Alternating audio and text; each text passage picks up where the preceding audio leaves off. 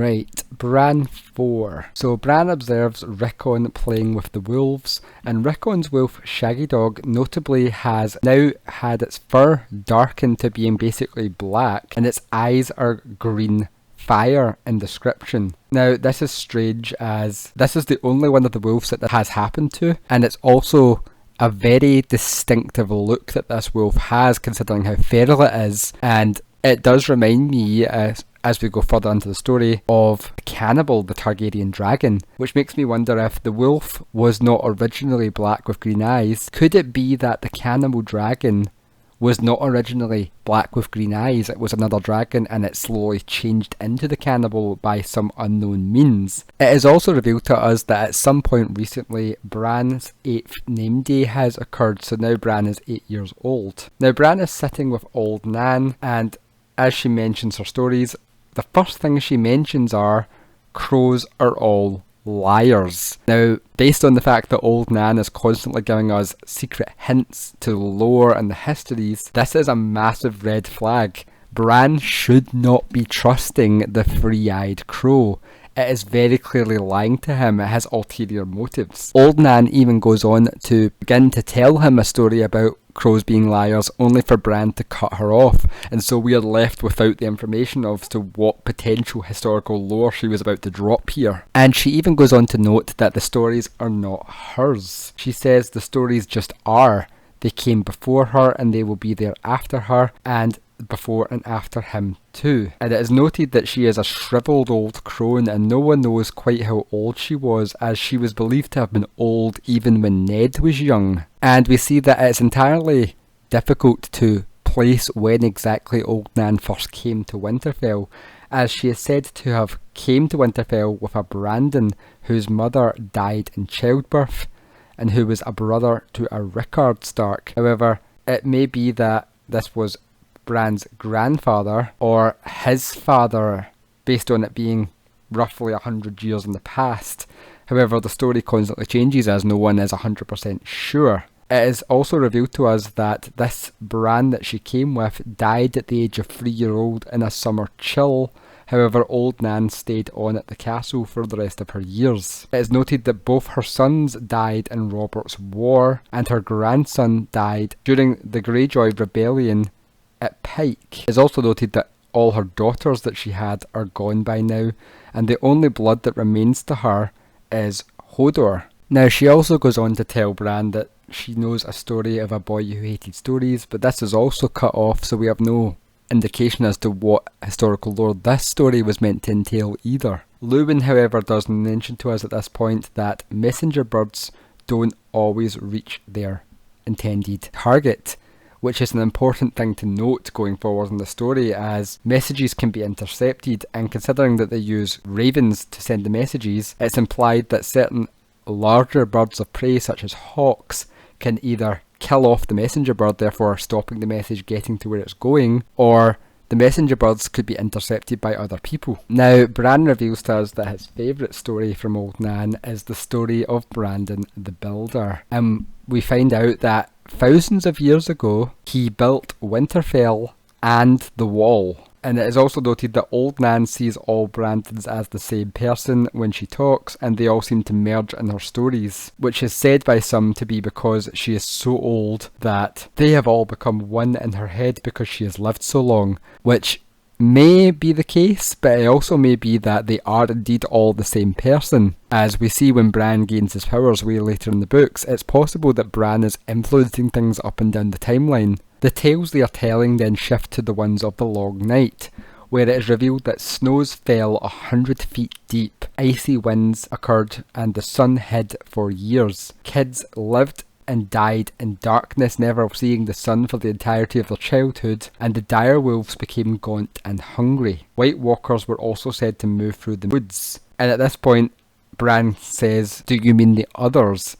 Which old Nan agrees, so the White Walkers are the others. And then she continues the story. Thousands of years ago, a winter worse than any in living memory occurred. The others came for the first time from the north, cold, dead, and hating the touch of iron and fire and the sun. and they hated all things with blood in their veins. They ride dead horses and sweep over the land with their great dead army, hunted maids in the forest, and fed babies to dead servants. And this is implied to be long before the Andals and the Rhoynar women, as it was the first main kingdoms, and it is noted that the children of the forest had wooden cities and hollow hills, and also carved faces in the trees in order to keep watch upon the humans. Now, while this long night was occurring, the last hero entered the Deadlands to seek help from the children of the forest, and it is noted that he took with him a sword, a horse, a dog, and a dozen companions, and he seeked them out for years while his companions all died one by one. The horse and the dog were the last to go, and then his sword snapped from the cold. We also hear that the others hunted him with packs of pale giant spiders, sensing the hot blood in him. The story is then cut off, however, by Luwin arriving.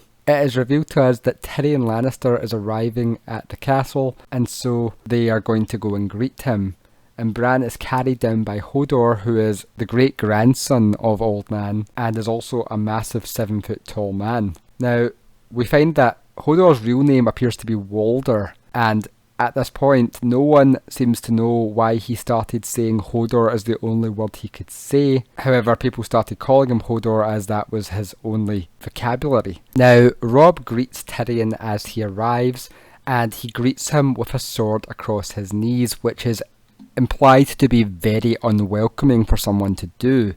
And it is worth noting that sitting on a throne with a sword across your knees is exactly how the statues sit in the crypts, and so the statues are not welcoming people when they enter the crypts, which is an interesting note. Now, Bran takes note of the fact that Tyrion has mixed matched eye colours, as one of them is green and the other one is essentially black in colour. So he has eyes of jade and of tourmaline, which again may reveal some form of information regarding gemstone emperors.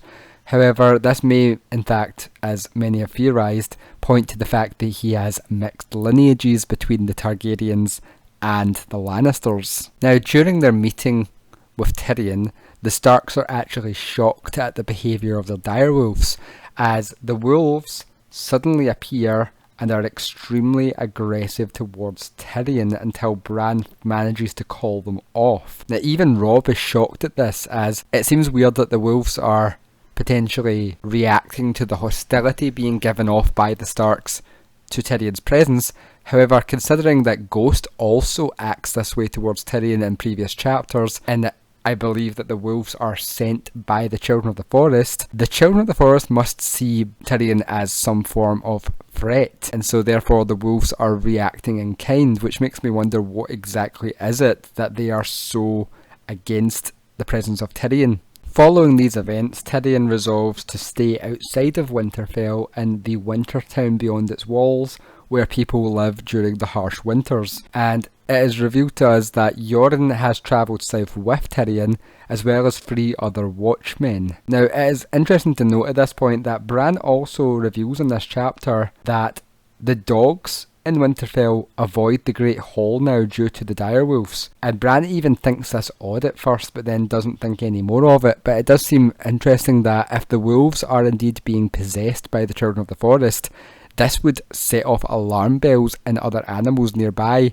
as they resist possession usually, so they see the wolves as unnatural and stay away from them, much like how many other characters in the story see the wolves as unnatural and unnerving because they can sense that they are being watched through them. Now, this chapter also gives us a dream that Bran has, which I find really, really interesting to examine visually, as in the dream, Bran is climbing the tower in Winterfell, the first keep, and it is made of black stone. And far above him, there is a vast pale moon, and also the gargoyles on the top of the tower. Now, given what I've pointed out in previous chapters, the gargoyles are stone children of the forest that have become petrified over years from using the weirwood, and the moon being directly above them symbolises that these are indeed the stone gargoyles, children of the Lion of Night. They are demons, and also gargoyles are associated with the lions, as we see with